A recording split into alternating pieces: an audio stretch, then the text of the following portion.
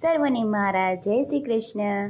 આજથી પૌષ માસનો શુભારંભ થયો હોય ત્યારે પૌષ માસમાં સૂર્ય પૂજાનો વિશેષ મહાત્મય હોય છે।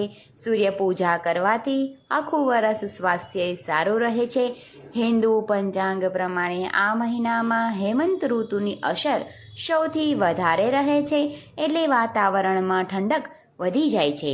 આ મહિનામાં સૂર્ય પોતાના ખાસ પ્રભાવમાં રહે છે, તેથી આ મહિનામાં સૂર્યદેવની ઉપાસના એ ખૂબ જ શુભ ફળ આપનારી રહે છે। સૂર્યદેવને અર્ઘ્ય અર્પણ કરવું, તલ તથા જળ અર્પણ કરવું। માન્યતા છે કે આ મહિને સૂર્ય 11,000 રશ્મિઓ સાથે મનુષ્યને ઉર્જા અને સારું સ્વાસ્થ્ય આપે છે।